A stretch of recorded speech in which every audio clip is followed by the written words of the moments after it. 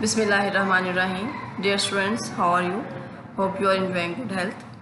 I'm also good. Hope you are taking care of yourself and your loved ones.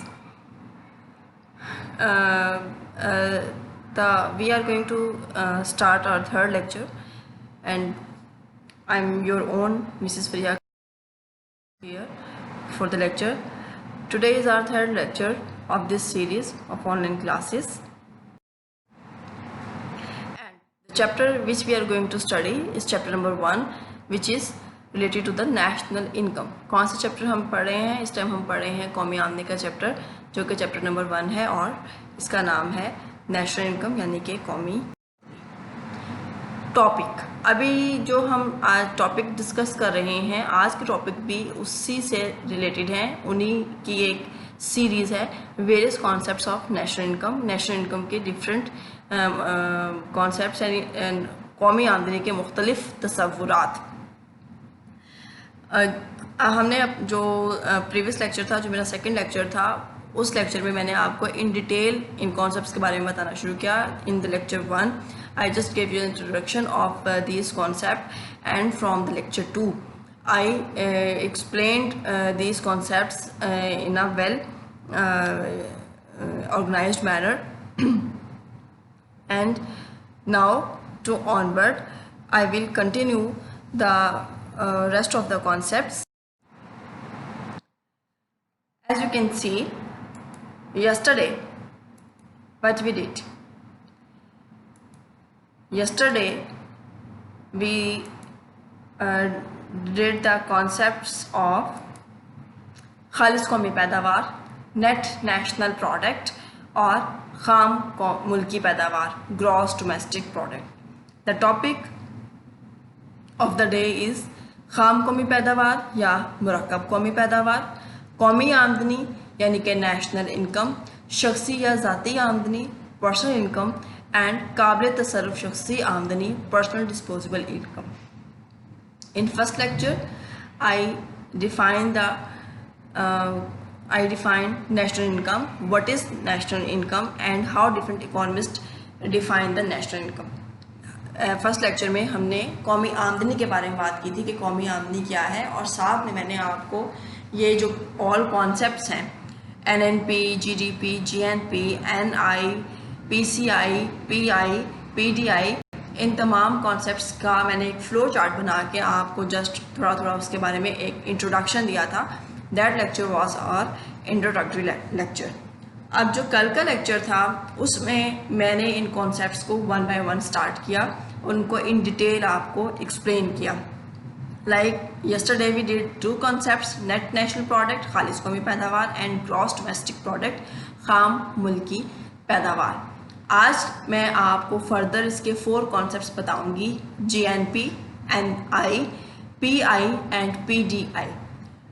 आप सोच रहे होंगे कि पर कैपिटा इनकम मैं इसमें से इग्नोर कर गई हूँ। पर कैपिटा इनकम को अब इग्नोर नहीं किया, it will be included in my next.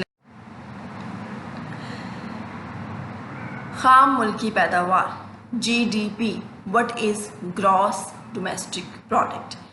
GDP क्या है? ग्रॉस डोमेस्टिक प्रोडक्ट क्या चीज़ है?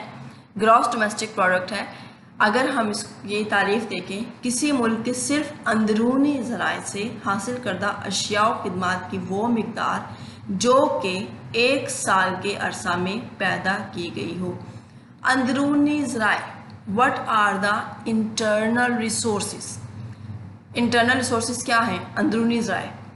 अंदरूनी ज़राए हमारे ज़रई शोबा है, सनती शोबा है, मादनी शोबा है, हमारे तमाम सर्विसेज देने वाले इदारे और अफराद हैं। अफराद मैंने आपको कल भी बताया था, अफराद में हमारे पास टीचर्स हैं, जजेस हैं, वकील हैं, डॉक्टर्स हैं, ऑफिसर्स हैं। इसी तरह से अगर हम इंस्टीट्यूशंस की बात करें तो हमारे पास बैंक्स हैं, इंश्योरेंस कंपनीज़ हैं, हमारे पास एयरलाइंस हैं, हमारे पास रेलवे कंपनी है। यानी ये तमाम इदारे, तमाम अफराद, ये तमाम सेक्टर्स, इनसे यानी वो वाले इदारे जो हमारे अपने मुल्क के अंदर काम कर रहे हैं, उन इदारों से हासिल होने वाली आमदनी को हम GDP, ग्रॉस डोमेस्टिक प्रोडक्ट कहते हैं।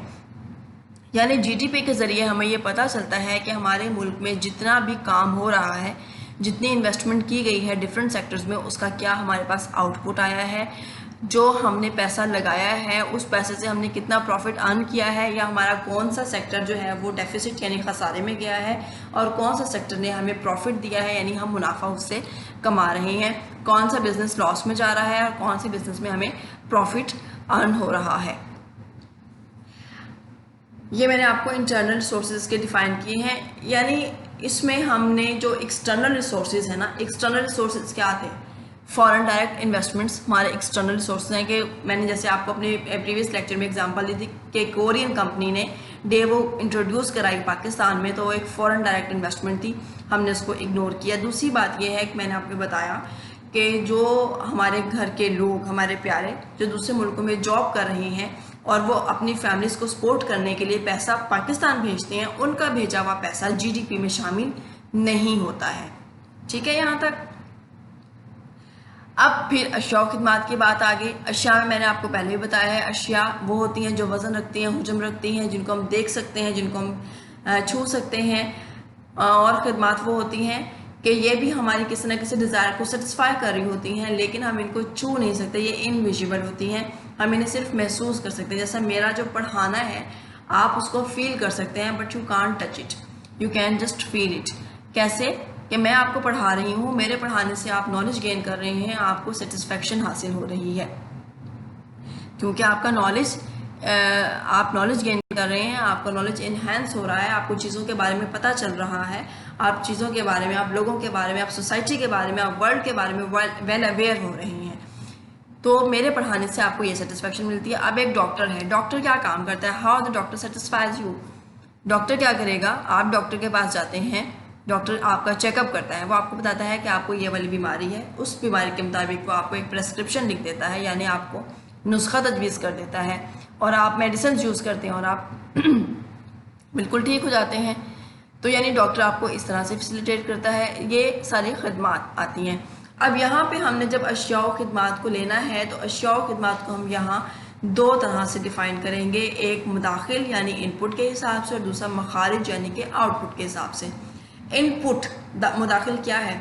अगर आप कंप्यूटर की बात करें, आप में से जिन जिन बच्चों ने कभी ना कभी किसी न किसी लेवल पे कंप्यूटर की तालीम हासिल की है, अब तो मैट्रिकुलेशन लेवल तक कंप्यूटर का एक सब्जेक्ट कंपलसरी है, तो हम हमेशा ये देखते हैं कि हमें हमेशा इनपुट देना होता है और उसी के बाद हमें आउटपुट मिलता है। जैसे आप ये देखें, मेरा आपको लेक्चर डिलीवर करना एक इनपुट है, उसका आउटपुट क्या है?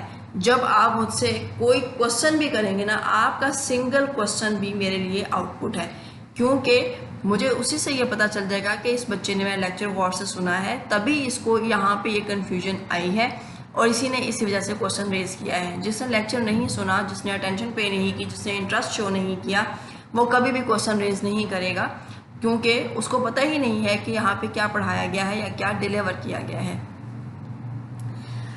अब जो गुड्स और सर्विसेज होती हैं, उनको हासिल करने के लिए हमेशा इनपुट दी जाती है, इनपुट के बगैर आउटपुट हासिल नहीं हो सकती। जैसे एक ज़मींदार है, एक किसान है, उसके वो क्या इनपुट देगा? डेफिनेटली खेत में हल चलाएगा। जब तक वो बीज काश्त नहीं करेगा, जितना मर्जी वो खेत में हल चला ले, फसल नहीं उगेगी। फसल को उगाने के लिए बीज काश्त करने की ज़रूरत है, उसके बाद उसको उस पर मज़ीद मेहनत की ज़रूरत है, उसको कीड़े मार अद्वियात स्प्रे करना पड़ेंगी, उसको उससे चरिंद परिंद से बचाना पड़ेगा, यानी उसको बहुत ज़्यादा केयर करनी पड़ेगी। फिर कहीं जाके फसल पककर तैयार होगी, और जो फसल पक के तैयार होगी वो उसका आउटपुट होगा, उस फसल को बेचकर वो पैसे हासिल करेगा और उसको उसकी मेहनत वसूल हो जाएगी। यहाँ पर जो मखारिज हैं, यानी यहाँ पर ये जो हमारे पास आउटपुट आ रही है, ये जो मखारिज हैं, ये जो मखारिज आप आउटपुट देख रहे हैं, ये हमारा जीडीपी को डिफ़ाइन करते हैं। क्या है मखारिज? यानी आउटपुट जो है वो आपकी जीडीपी खाम मुल्क की पैदावार को शो करती है। अब जीडीपी क्या है? GNP, gross national product. मैंने आपको पहले भी बताया था कि जीएनपी में अंदरूनी ज़राए से हासिल होने वाली आमदनी और बैरूनी ज़राए से हासिल होने वाली आमदनी, दोनों तरह की आमदनियाँ शामिल होती हैं। आप ये देखिए, हर कॉन्सेप्ट में से दूसरा कॉन्सेप्ट निकल रहा है, इस चीज़ को आपने बहुत ज़्यादा फोकस करना है, इंटरमिंगल नहीं करना। और आप इसीलिए मैंने ये जो है वो 2-3 डेफिनेशंस करके मैं आपको पढ़ा रही हूँ, वरना ये एक लेक्चर में भी सारी डेफिनेशंस पढ़ाई जा सकती थी, लेकिन इसका कोई ऐसा फ्रूटफुल रिजल्ट मुझे ना मिलता क्योंकि आपको कॉन्सेप्ट्स ही क्लियर ना होते। 2-3 कॉन्सेप्ट्स आपको डिलीवर इन डिटेल करने का सिर्फ और सिर्फ ये मकसद है कि आपको बहुत अच्छे से चीज़ें क्लियर हो जाएं। अब जीडीपी क्या है, what is gross domestic product? GNP gross national product में से इनकम फ्रॉम एक्सटर्नल सोर्सेज को अगर हम माइनस कर दें तो हमारे पास जीडीपी आ जाती है। खाम मुल्की पैदावार बराबर है खाम कौमी पैदावार माइनस बैरूनी ज़राए से हासिल करदा आमदनी। अगर हम इसके एग्जांपल लें, हम एग्जांपल लेते हैं ईयर 2018 टू 2019। अच्छा, अब आप ये कह रहे होंगे कि ये मैंने साल लिखा है 2018 से 2019, ये एक साल है, ये 2 साल नहीं है। कैसे ये एक साल है? ये एक साल ऐसे बनता है कि जो फाइनेंशियल ईयर होता है ना, वो पाकिस्तान का फाइनेंशियल ईयर स्टार्ट होता है 1 जुलाई से और ये ख़त्म होता है 30 जून पे। अब पाकिस्तान का फाइनेंशियल ईयर क्या है? 1 जुलाई 2018 से 30 जून 2019 को पाकिस्तान का एक फाइनेंशियल ईयर यानी कि एक मालियाती साल मुकम्मल होता है। जितना भी इंटरेस्ट रेट देखा जाएगा, इन्फ्लेशन देखी जाएगी, पॉपुलेशन ग्रोथ रेट देखा जाएगा, whatever you want to see, ये हमेशा एक फाइनेंशियल ईयर के हिसाब से देखा जाता है। ये कभी भी जनवरी से दिसंबर तक नहीं देखा जाता। ये बात आप हमेशा अपने जहन में रखें कि हर कंट्री का फाइनेंशियल ईयर उसके रेगुलर ईयर से डिफरेंट होता है। जैसा पाकिस्तान का फाइनेंशियल ईयर मैंने आपको बताया है 1 जुलाई से शुरू होकर अगले साल की 30 जून तक रहता है। तो ये फाइनेंशियल ईयर लिया गया है 2018 टू 2019, 1 जुलाई 2018 से 30 जून 2019 का फाइनेंशियल ईयर लिया गया है। अब इस साल में पाकिस्तान की खाम कौमी पैदावार ये जीएनपी है। खाम कौमी पैदावार जीएनपी बिलहाज मसारिफ आमलीन पैदाइश क्या है? There are 4 factors of production, land, labour, capital and entrepreneur, यानी 4 आमलीन पैदाइश हैं, ज़मीन, मेहनत, सरमाया और तंजीम। ये चारों के चारों आमलीन पैदाइश मिलकर किसी भी प्रोडक्शन प्रोसेस को कंप्लीट करते हैं। तो इन आमलीन पैदाइश पर आने वाले जो अखराजात हैं वो क्या थे? 38465530 मिलियन रुपीस। और बैरूनी ज़राए से जो हासिल करदा आमदनी थी वो थी 2513111। ऐसे ही है, यानी पाकिस्तान की खाम कौमी पैदावार में जो कि 38465530 थी, उसमें हमारे एक्सटर्नल सोर्सेज से हासिल करदा आमदनी भी ये इसके अंदर एडिड है। लेकिन ये तो फिर बन गया जीएनपी, क्योंकि जीएनपी में ये वाली अमाउंट भी और ये वाली अमाउंट भी शामिल है। ये दोनों जो अमाउंट्स हैं ये जीएनपी में शामिल हैं। लेकिन हमने तो फाइंड आउट करनी है जीडीपी।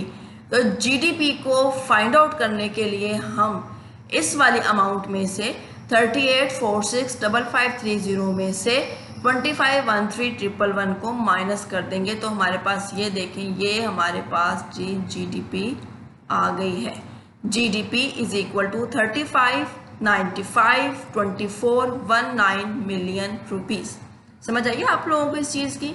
मैंने आपको बताया था कि हमने पाकिस्तान का फाइनेंशियल ईयर 2018 टू 2019 लिया है, नंबर 1 थिंग।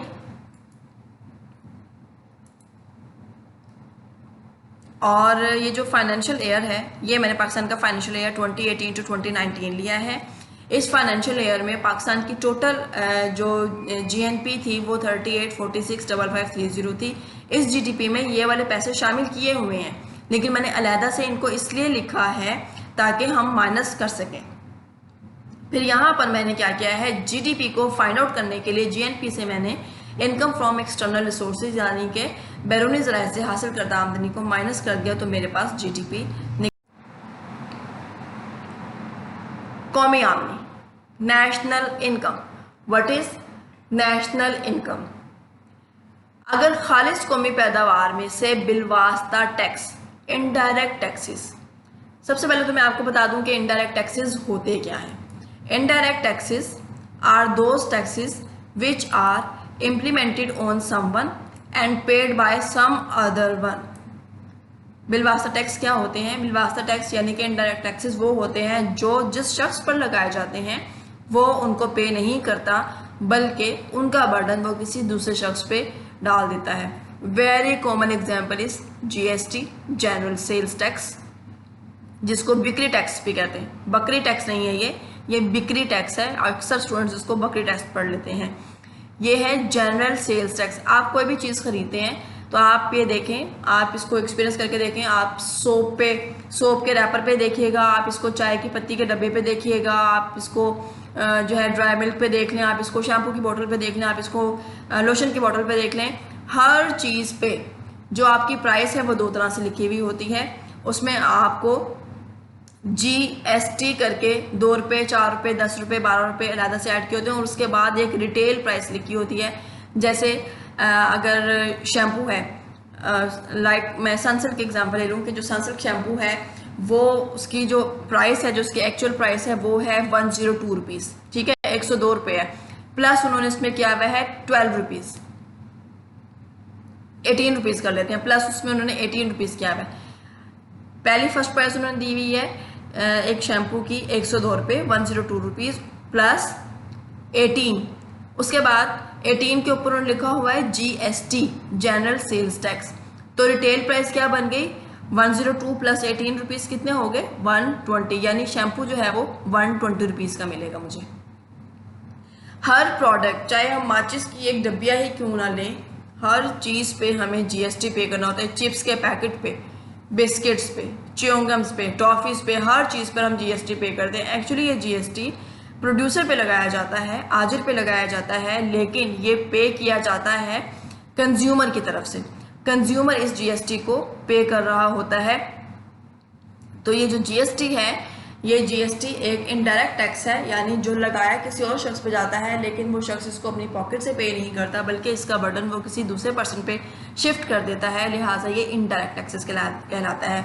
यानी इनडायरेक्ट टैक्सेस वो होते हैं जो लगाए किसी और पे जाते हैं और पे किसी और शख्स की तरफ से किए जाते हैं। आप इसमें ये देखें, ये कस्टम ड्यूटी। कस्टम ड्यूटी क्या है? कस्टम ड्यूटी और एक्साइज ड्यूटी जो है, कस्टम ड्यूटी क्या है? आप अक्सर सुनते होंगे फलाना शख्स कस्टम में है, और जो है वो उसकी जॉब जो है वो कस्टम में है, और वो क्या जॉब उनकी होती है? उनकी जॉब सर्विस ये होती है कि बाहर से जो अशिया आ रही होती हैं और बाहर के मुल्क को जो अशिया भेजी जाती हैं, उन अशिया पे जो टैक्सेस लगाए जाते हैं, उन टैक्सेस को वो लुक आफ्टर करते हैं, उनको देख रहे होते हैं कि कितना टैक्स लगाया जाता है। कस्टम ड्यूटी जो है वो एक दरामदी और बरामदी ड्यूटी है, यानी जो दरामदाद और बरामदाद इंपोर्ट और एक्सपोर्ट पर लगाई जाती है। एक्साइज ड्यूटी क्या होती है? मुल्क के अंदर जो कारखाने काम कर रहे होते हैं, प्रोडक्शन दे रहे होते हैं, जैसे टेक्सटाइल इंडस्ट्री है, शुगर इंडस्ट्री है, ये जो तमाम इंडस्ट्रीज हैं, ये जो सर्विसेज दे रही होती हैं, जो अशिया पैदा कर रही होती हैं, इन अशिया पर भी टैक्स लगाया जाता है, जो एक्साइज ड्यूटी है। और GST, जनरल सेल्स टैक्स का मैंने आपको बता दिया है, निकाल दिए जाएं, ठीक है, निकाल दिए। अगर खालिस कौमी पैदावार में से इनडायरेक्ट टैक्सेस यानी कि कस्टम ड्यूटी, एक्साइज ड्यूटी और जनरल सेल्स टैक्स, बिक्री टैक्स निकाल दिए जाएं, मिन्हा कर दिए जाएं, माइनस कर लिए जाएं, और आने सब्सिडीज़ जमा कर लिए जाएं, तो कौमी आमदनी हासिल होती है। यहाँ तक बात समझ में आ गई आपको? कोई इशू अगर है तो आप यहाँ से मुझसे पूछ सकते हैं। यानी अभी हमने क्या पढ़ा है? खालिस कौमी पैदावार में से indirect taxes, custom duty, excise duty, general sales tax को माइनस कर दिया जाए, और सब्सिडीज यानी आने को जमा कर लिया जाए, तो कौमी आमदनी हासिल होती है। Y represents the national income. NNP, net national product, खालिस कौमी पैदावार, खालिस कौमी पैदावार NNP माइनस इनडायरेक्ट टैक्सेस, तमाम इनडायरेक्ट टैक्सेस को माइनस कर दें, प्लस सब्सिडीज को ऐड कर दें, ठीक है। तो हमें क्या मिलेगा? हमें नेशनल इनकम हासिल हो जाएगी। अब इसमें एक और कॉन्सेप्ट आ रहा है आने यानी सब्सिडीज का। Very important short question, don't ignore it, बहुत इंपॉर्टेंट है ये शॉर्ट क्वेश्चन। जैसे कल मैंने आपको जो लेक्चर डिलीवर किया उसमें एक कॉन्सेप्ट आया था शिकस्त और रेख्त के अखराजात यानी कि डेप्रिसिएशन अलाउंसेस, वो भी बहुत इंपॉर्टेंट शॉर्ट क्वेश्चन है। अब ये जो नेशनल का कॉन्सेप्ट है इसमें ये पॉइंट आया है आने यानी सब्सिडीज का, बहुत इंपॉर्टेंट शॉर्ट क्वेश्चन है। क्या डेफिनेशन है इसकी? हुकूमत की तरफ से आजरीन और सार्फिन को कीमत में रियायत दी जाती है, यानी मुख्तलिफ अशिया की पैदावार की फ़रोख्त पर दी जाने वाली छूट या रियायत आना कहलाती है। अब क्या रियायत से क्या मुराद है? नहीं, हुकूमत आजरीन को क्या रियायत दे रही है? अगर हम आजरीन की बात करें तो हुकूमत जो है वो आजरीन को क्या रियायत दे रही है? हुकूमत आजरीन से ये कहती है कि मुल्क में गंदम की यानी आप शुगर की कह रहे हैं कि मुल्क में शुगर की जो है वो बहुत ज़्यादा ज़रूरत है, तो शुगर इंडस्ट्री को हुकूमत क्या रियायत देगी कि जो उनका कोटा फिक्स किया है कि एक इंडस्ट्री इतने टन चीनी बना सकती है, उस कोटे को बढ़ा दिया जाएगा, यानी उनको रिलैक्सेशन दी जाएगी कि वो मज़ीद चीनी भी प्रोड्यूस कर सकते हैं। दूसरी चीज़ ये है कि वो उनको ये कहेगी कि आपके ऊपर जो टैक्सेस लगाए गए हैं, यानी जो मशीनरी अगर आप बाहर से मंगवा रहे हैं उस मशीनरी पे जो टैक्सेस लगाए गए हैं उन टैक्सेस को हम कम कर देते हैं या बिल्कुल ख़त्म कर देते हैं। इलेक्ट्रिसिटी के रेट्स अगर बढ़ेंगे तो आपको नहीं बढ़ाया जाएगा, आपके ऑलरेडी जो रेट्स चल रहे हैं उन्हीं पर आप प्रोड्यूस करेंगे, यानी इस तरह से आजरीन को फैसिलिटेट करती है। अब सार्फिन को कैसे फैसिलिटेट करती है? सार्फिन को फैसिलिटेट करने के लिए हुकूमत क्या करती है कि वो सार्फिन को कीमत में रिलैक्सेशन दे देती है, यानी सार्फिन कीमत का कुछ हिस्सा सार्फिन कंज्यूमर्स पे करते हैं और बाकी हिस्सा जो है वो उसका गवर्नमेंट पे कर रही होती है। लाइक इसकी बड़ी हम कॉमन एग्जांपल लेते हैं मेट्रो ट्रेन पर। मेट्रो ट्रेन जो लाहौर में चल रही है, मुल्तान में चल रही है, आप ये देखें कि इसकी जो टिकट रखी गई पूरे लाहौर के कोने से लेकर दूसरे कोने तक, जहाँ जहाँ तक मेट्रो का ट्रैक है, जहाँ जहाँ पे मेट्रो की स्टेशन है, मेट्रो ट्रैवल करती है, सिर्फ और सिर्फ 20 रुपीज़ टिकट था पर पैसेंजर। यानी आपका चाहे स्टॉप छोटा है, चाहे आपने दूर जाना है या आपने करीब जाना है, सब ने 20 रुपीज़ का टिकट लेना है, ठीक है। लेकिन आप खुद ये देखें, अगर आपने फरीद गेट से आप अगर दुबई महल कॉलेज आ रहे हैं, अगर आप फरीद गेट से दुबई महल कॉलेज आ रहे हैं तो भी आप 50 रुपये रक्शे का किराया दे रहे हैं, और अगर आप सैटेलाइट टाउन से दुबई महल कॉलेज आ रहे हैं तो भी आप 50 रुपये किराया दे रहे हैं। यानी आप खुद ये बात एक सोचते हैं कि इतने शॉर्ट डिस्टेंस के भी 50 रुपये और इतने ज़्यादा डिस्टेंस के भी 50 रुपये। अब क्या किया गवर्नमेंट ने? ये किया कि गवर्नमेंट ने इस बस सर्विस को सक्सेसफुल बनाने के लिए कि लोग ज़्यादा से ज़्यादा इसमें सफ़र करें, इस बस सर्विस को यूज़ करें, तो गवर्नमेंट ने क्या किया कि इस पर सब्सिडी देना शुरू की। कैसे सब्सिडी देना शुरू की? एक्चुअली इसकी जो टिकट बनती थी वो 80 रुपये पर पैसेंजर बनती थी, 80 रुपीज़ पर पैसेंजर इसकी टिकट बनती थी। लेकिन गवर्नमेंट ने क्या किया कि गवर्नमेंट 60 रुपीज़ अपनी पॉकेट से पे करती रही और 20 रुपीज़ कंज्यूमर से लेती रही। किस लिए ऐसा किया? अगर 80 रुपये का टिकट रख दिया जाता तो लोग कहते हैं मेरा तो स्टॉप छोटा है, मैं तो यहाँ पे बड़ी 20 रुपये में पहुँच जाता हूँ, 10 रुपये में पहुँच जाता हूँ, इस सर्विस को यूटिलाइज ना करते। दूसरी बात ये है कि मेट्रो का एक प्रोजेक्ट ये सुपर इंफ्रास्ट्रक्चर का प्रोजेक्ट है और इंटरनेशनल लेवल पे भी इसको सक्सेसफुल शो करना है, तो इसको सक्सेसफुल बनाने के लिए ये बहुत ज़्यादा ज़रूरी था कि इसके टिकट इतनी रखी जाए कि लोग आराम से इसको अफोर्ड कर सकें और जितने ज़्यादा पैसेंजर्स इसमें ट्रैवल करेंगे इसका सक्सेस रेट उतना ही हाई आएगा। क्लियर हुआ आपको कि जो मेट्रो की टिकट थी एक्चुअली में वो बनती थी 80 रुपये की, लेकिन कंज्यूमर से लिए जा रहे थे 20 रुपये और बाकी के 60 रुपये हुकूमत खुद से पे कर रही थी। यानी हुकूमत जो है वो हर बंदे को जो मेट्रो में सफ़र कर रहा था, जिसने मेट्रो का टिकट ख़रीदा है, उसको 60 रुपये की सब्सिडी दे रही थी। इसी तरह चीनी की प्रोडक्शन पर भी दी जाती है। हज पैकेज, आपने ये सुना होगा पिछले 1-2 साल में ये डिबेट बहुत ज़्यादा रही, लास्ट ईयर तो ये डिबेट बहुत ज़्यादा थी कि हज पे दी जाने वाली सब्सिडी जो है वो गवर्नमेंट ने ख़त्म कर दी है। पहले जो गवर्नमेंट की तरफ से हज होता था वो 2.5 से 3 लाख रुपए में होता था। अब जो गवर्नमेंट की तरफ से हज रेट आया था लास्ट ईयर, इस साल तो हज परफॉर्म नहीं किया जा रहा कोरोना की वजह से, जो कि हमारे लिए बहुत ही एक होपलेस सी बात है और बड़ा डिसअपॉइंटिंग है ये। क्या हालात जब तक बेहतर नहीं होते तब तक खाना काबा हरम शरीफ जो है वो ओपन नहीं होगा हज उम्रा की अदायगी के लिए। अल्लाह ताला जल्दी हालात बेहतर करें ताकि रोज़े के दरवाजे खुल सकें सबके लिए। और लेकिन जो हज पे सब्सिडी दी गई गवर्नमेंट की तरफ से वो ये थी कि बाकी हुकूमत जो थी वो सार्फिन से, हज अदा करने वाले लोगों से 2.5 से 3 लाख रुपए चार्ज कर रही थी, जबकि बाकी तकरीबन 1.5 से 2 लाख रुपए गवर्नमेंट अपनी पॉकेट से पे कर रही थी। जब इस वाली गवर्नमेंट ने लास्ट ईयर दी जाने वाली ये सब्सिडी को ख़त्म किया तो बहुत ज़्यादा, आपने सुना होगा, बहुत ज़्यादा डिबेट रही है इस टॉपिक पर कि हज जो है, जहाँ पहले गवर्नमेंट का हज 2.5-3 लाख में होता था, वो 4.5 से 5 लाख रुपए में पहुँच गया। जबकि 4.5 से 5 लाख रुपए का हज पैकेज जो था वो तो आम प्राइवेट कंपनीज दिया करती थी।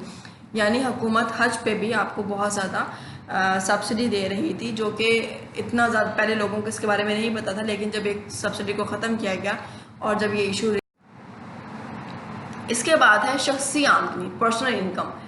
पर्सनल इनकम, इसकी क्या डेफिनेशन है? एक शख्स साल भर में अपनी मेहनत के ओस जो कुछ कमाता है वो शख्सी आमदनी कहलाती है। यानी एक शख्स साल भर में जो कुछ मेहनत करता है उस मेहनत के बदले में उसको मुआवजा मिलता है। जैसे मैं मेहनत कर रही हूँ, आपको पढ़ा रही हूँ, उसके बदले में मुझे सैलरी मिलती है। मेरी हर महीने की सैलरी को जमा कर लिया जाए तो मेरे पूरे साल की सैलरी आ जाती है। आपके अबू किसी कंपनी में जॉब करते हैं, उनकी सैलरी उनको क्यों मिलती है? क्योंकि वो काम कर रहे हैं, उनको कुछ काम करके दे रहे हैं, उसके बदले में उनको सैलरी मिलती है। हमारी जो मुलाजमा होती है, हम उसको फ्री ऑफ कॉस्ट तो नहीं रख रहे होते ना, उसको भी जो वो हमारी खिदमत करती है उसके बदले में हम उसको उसका मुआवजा देते हैं, उसको पैसे देते हैं। ये शख्सी आमदनी कहलाती है। यानी एक शख्स एक साल में जो कुछ भी कमाता है, जैसे भी वो कमाता है, जो भी जरिया है उसकी कमाई का, वो उसकी शख्सी आमदनी कहलाती है। अब शख्सी आमदनी में 3 चीज़ें शामिल हैं।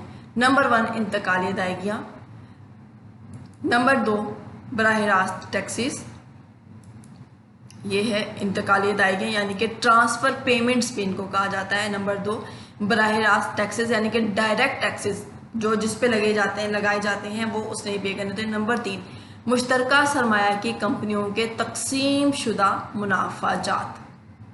अभी मैं आपको एक एक करके इनको बताऊंगी भी।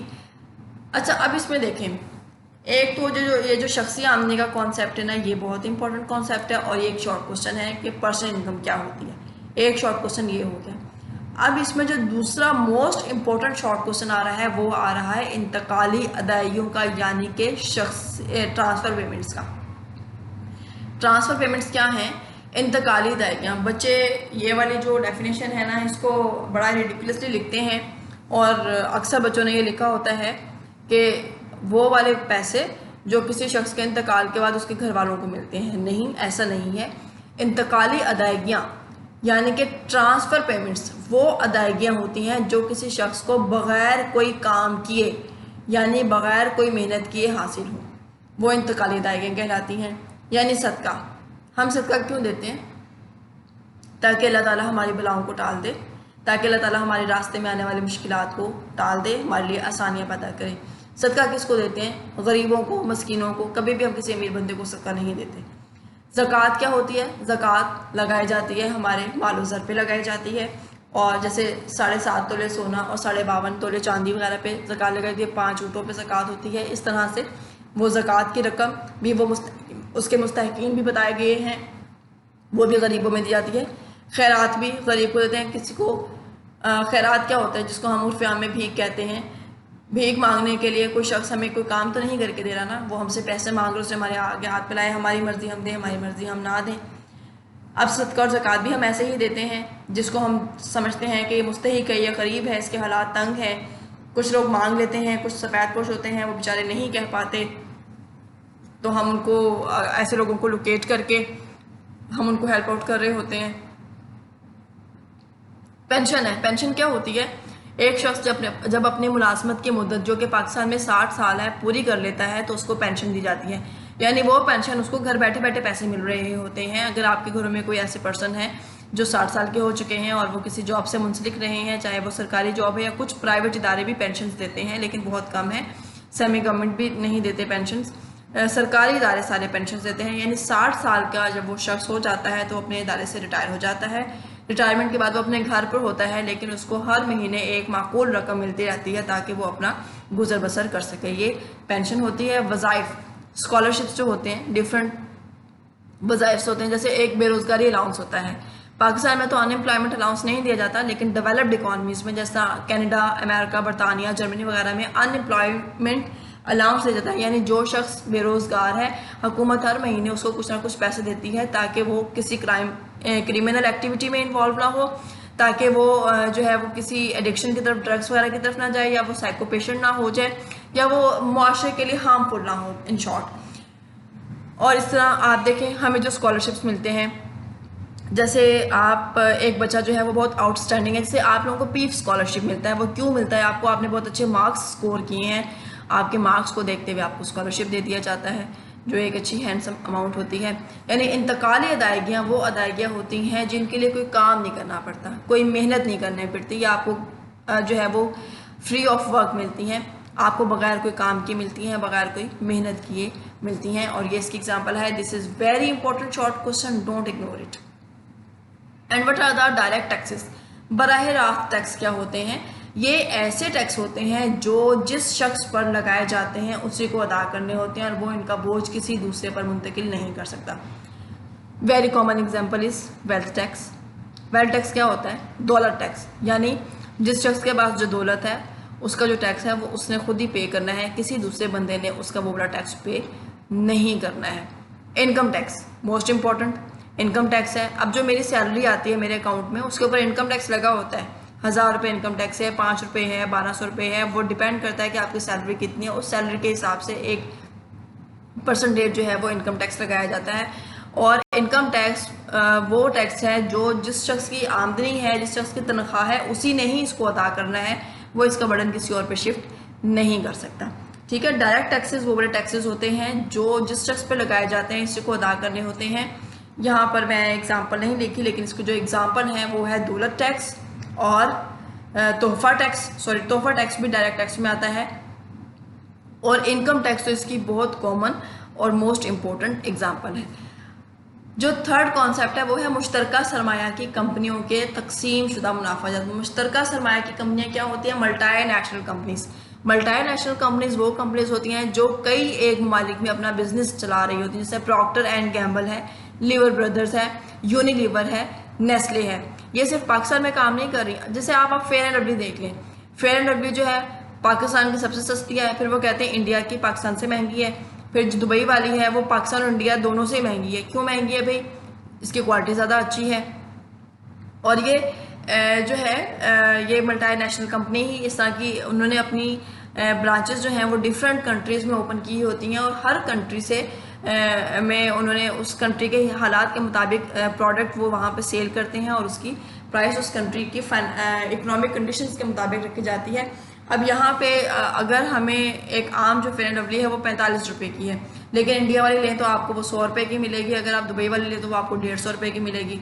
अब लोग जो जनरल, जो गरीब लोग हैं या जो मीडियोकर्स हैं, वो तो यूजुअली जो है वही Pakistan made fair and lovely use कर लेते हैं। लेकिन जो लोग ज़्यादा कॉन्शियस होते हैं वो कह के मांगते हैं कि हमें इंडिया वाली दे दें या हमें दुबई वाली दे दें। यानी मल्टी नेशनल कंपनीज ऐसी कंपनीज होती हैं जो दुनिया के मुख्तलिफ ममालिक में अपना बिजनेस चला रही होती हैं, और कई एक मुल्कों में इन्होंने अपनी ब्रांचेस ओपन की हुई होती हैं।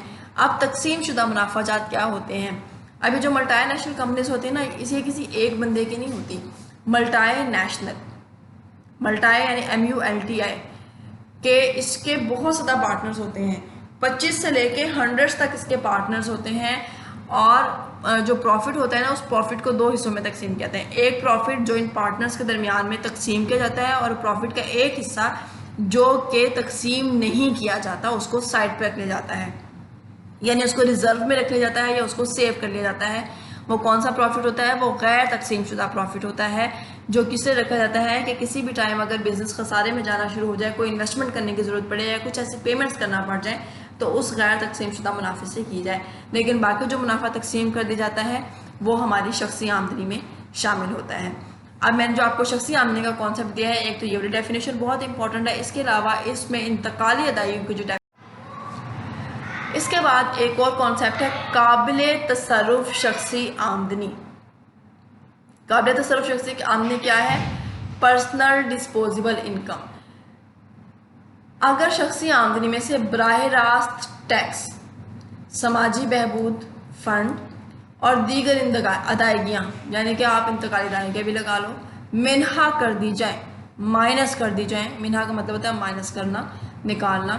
तो जो बाकी आमदनी बच जाती है वो काबिल तसर्रुफ शख्सी आमदनी कहलाती है। ठीक हो गया यहाँ तक? यानी शख्सी आमदनी में से आपने टैक्सेस भी पे कर दिए हैं, इंतकाली अदायगियाँ भी पे कर दी हैं, डिफरेंट वेलफेयर फंड्स होते हैं आपने वो भी पे कर दिए हैं, तो जो आपके पास बच गया है ना वो आपकी काबिल तसर्रुफ शख्सी आमदनी है। यानी अब सारिफ इस रकम या आमदनी को अपनी मर्जी से अपनी ज़रूरियात के मुताबिक खर्च कर सकता है। शख्सी आमदनी क्या है? YD personal disposable income. यहाँ पे आप ये देख रहे होंगे मैंने यहाँ पे ये मैंने लिखा है DPI, ये DPI लिखा है डिस्पोजेबल पर्सनल इनकम, लेकिन इकोनॉमिकली इसको YD से शो किया जाता है। YD किसके बराबर है? Y यानी कि आमदनी माइनस T टैक्सेस। काबिल तसर्रुफ शख्सी आमदनी किसके बराबर है? शख्सी आमदनी माइनस बराह रास्त टैक्सेस। समझ आइए आपकी? एग्जाम्पल देते हैं, एग्जाम्पल से आपको ये और ज़्यादा क्लियर हो जाएगा। जैसे एक शख्स की तनख्वाह, मुझे समझ लें मेरी सैलरी कितनी है? 50,000 रुपीज़ है। इसमें से 12,000 रुपये GP फंड में चले गए, इनकम टैक्स के कट गए, समाजी बहबूद फंड के कट गए, यानी जो डिफरेंट डिडक्शंस हैं ना वो मेरी 12,000 रुपये की होती हैं। तो मेरे पास बाकी कितने बचे? 38,000 रुपये। अब मेरी अकाउंट में सैलरी 50,000 नहीं आती है। मैं चूँकि एक सरकारी अफसर हूँ तो मेरी सैलरी जब आती है ना, जो मेरी पे स्लिप आती है, जो मुझे बताया जाता है मेरी तनख्वाह का जो चार्ट होता है वो उस पर लिखा होता है कि आपकी तनख्वाह 50,000 रुपये है, लेकिन मेरे अकाउंट में 50,000 नहीं आते, मेरे अकाउंट में आते हैं 38,000 रुपये, 38,000 मेरे अकाउंट में आता है। क्योंकि जो 12,000 है ना ये इस तरह से डिफरेंट जो मेरे ऊपर टैक्सेस लगे हुए हैं, जैसे GP फंड क्या होता है? जो पैसे मुझे रिटायरमेंट के बाद मिलने हैं वो मेरी सैलरी में से ही कट रहे हैं और वो जमा होते जाएंगे, और जब मैं रिटायर होंगी तो फिर वो पैसे मुझे इकट्ठे करके लाखों की सूरत में मिल जाएंगे। इनकम टैक्स मैं हर महीने गवर्नमेंट को अपनी सैलरी में से इनकम टैक्स पे करती हूँ, और डिफरेंट जो समाजी वेलफेयर फंड्स होते हैं वो सारे 12,000 के मुताबिक कर जाते हैं। तो मेरे पास जो 38,000 रुपये आते हैं ना, ये 38,000 रुपये खर्च करने के लिए मैं बिल्कुल आज़ाद हूँ। जहाँ मेरा दिल चाहेगा मैं इनको खर्च करूँगी, चाहे मैं अपने कपड़े बनाऊँ, अपने जूते बनाऊँ, मैं अब ज्वेलरी खरीदूँ, मैं अपने घर में कंस्ट्रक्शन का काम कराऊँ, मैं अपनी गाड़ी पे लगा दूँ, मैं अपने बच्चों की के लिए जो है वो कुछ चीज़ें खरीदूँ, बच्चों के एजुकेशन पे स्पेंड करूँ, जहाँ जिस पे भी मेरा दिल चाहेगा मैं उसको खर्च कर सकती हूँ। और इसको खर्च करने के मुतालिक मुझसे कोई क्वेश्चन नहीं किया जा सकता कि आप की सैलरी जो है वो ये है और आपने इसमें से ये वाली चीज़ें आपने पे नहीं की, क्योंकि मेरे पास जो सैलरी आई है वो सारे के सारी टैक्सेस वगैरह पे करने के बाद मेरे अकाउंट में ट्रांसफ़र हुई है। लिहाजा उस 38,000 रुपीज़ को, ये जो 38,000 रुपीज़ हैं, इनको मुझे पूरा इख्तियार है इनको